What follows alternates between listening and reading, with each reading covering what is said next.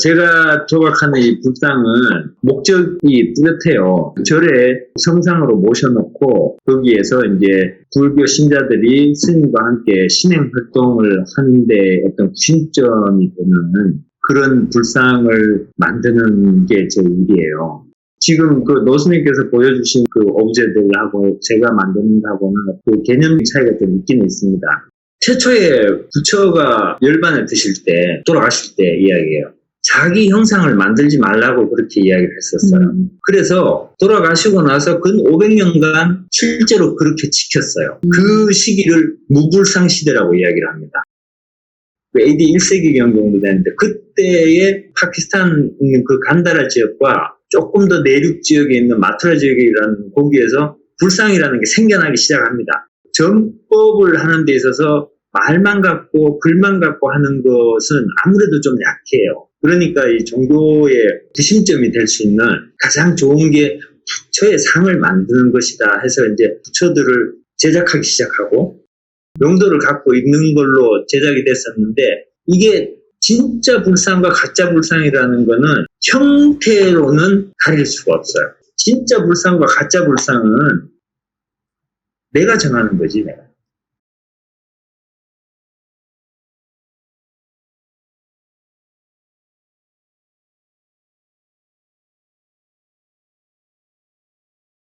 One remarkable thing is that the Buddha image is never just something. If you ask people about this, they always have a certain feeling, a certain reaction. There's a kind of emotional appeal to this Buddha image. My little friend. And it just feels nice. If you're stressed or if you're just to feel him. Just, I like him. It's not a thought, it's a feeling. 항상 옆에 두고 만지고 보고 있으면 그냥 마음이 편안해지고 내가 기분이 좋고 그런 역할만 하면 충분하지 않을까 생각이 들더라고요.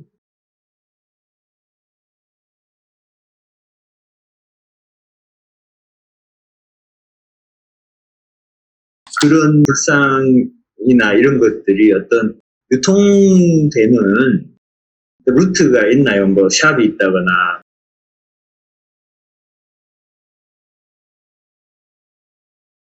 It was initially primarily sold in a company called Xenos. It's a chain. They are selling, let's say, a little bit exotic products from the Far East. 이제 그런 문화들이 이제 슥슥 번지면서 나도 갖고 싶다 하니까 그런 키치 상품들이 수요가 있으면 거기엔 당연히 공급이 따라가게 돼 있는 거고. So, and also that also expresses, I think, the great need and desire. They can produce 5,000, 10,000 copies of the statue, and still there is a demand for it. 몰드를 통한 대량 생산, 다량 복제 이런 것들은 예전부터 있어 왔어요. 그 복제품들을 막 확 복제를 하니까 엄청나게 싼 가격으로 이렇게 유통이 돼요. And that's why op is op, also signifies tremendous hunger. But I didn't buy any of them because I heard the legend, you can't buy them yourself, you have to get them or give them away. The story that you're not allowed to buy a Buddha image for yourself. You must get it from someone and you must not buy it. It gives you the feeling if you give it away to somebody, you give something good.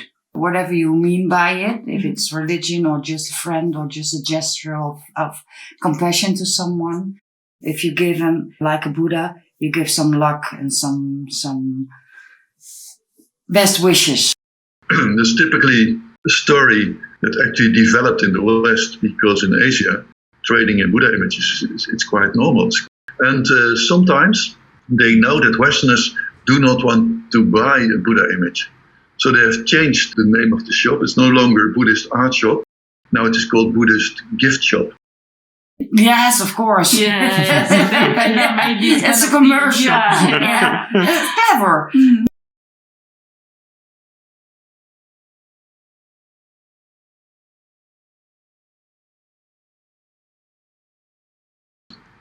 You see countless Buddha images in the Netherlands these days. The Buddha image that is very often present in the house. So initially, the Buddha lands in the garden next to the gnome. That the Buddha that we find here is no longer a reference to religion in the classic sense. But there's no religious background for having them in my house. There's no. Yeah, completely detach Buddha from the Buddha. So Buddhist practice here in the West usually implies a form of meditation.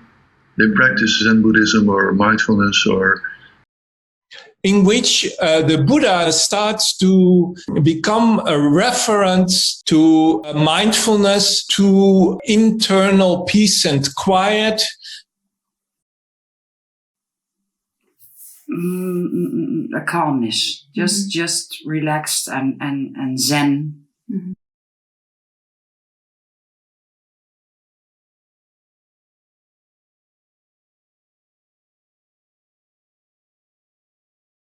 Emphasis on wellness is still relatively new to a really more deep discontent with modern life or postmodern life. This has got to do with the fact that, especially in the Netherlands, of course, also in the 70s, the whole society went through a radical phase of secularization. They work too many hours. Their relationships, they break up. All the traditional ties in the society are no longer really working. And when you come out and you see it and you're running around, taking care of your work, the kids, everything. And it's a rustpunt. Literally resting point. This kind of movement coincides with the rise of the wellness industry. And this can take many, many forms. For some people, it's very simple. It's sports or entertainment. For others, they will go on a yoga retreat. Of course, they will use recreational drugs. And these days, maybe not just marijuana, but also psychedelics to release the stress and to, take their mind and hopefully also their body to another state. Many psychotherapists have based their therapies, their methods, on Buddhist meditation. And it goes for mindfulness and it also goes for Zen meditation. I know many psychiatrists, psychologists who make this connection between Buddhist meditation and psychotherapy. Not really when you come in and you have to, I come in and I have to look at it so I can calm down. But if I look at it, it gives me the feeling of calm. 그리고 이제 아까 해피 부다라고 하는 작은 거 우리나라에서는 포대 화상이라고 부르죠. 그런 이미지가 어떤 뭐 서양에서는 산타클로스하고 거의 같은 도상이거든요. 중국에서는 이 포대 화상이 그 재물을 가져다 준다는 신으로 여겨져서 엄청나게 인기 있게 모셔지고 있다고. Not a religious figure, but something we look up at. Something like, this is what we want to achieve. This is really where we want to go. It's an ideal state of mind that a lot of people at least want to reach at some point. 그쪽 사람들이 행복한 건 어떤 행복이나 재물이나 결국에는 마음의 평화와 기쁨 이거잖아요. 네. 그래서 그게 뭐 중간에 어떤 재물이라는 매개체가 끼기는 하는데 그건 일맥상통하다고 봐요.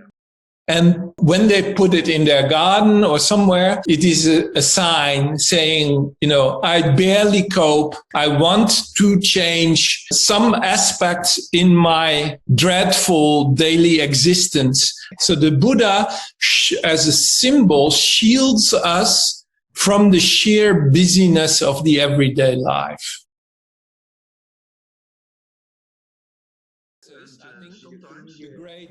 They know that Westerners do not want to buy Buddha image. So they have changed it doesn't really matter. shop is no longer Buddhist art shop. Now it is called Buddhist gift shop. Zen. I barely cope.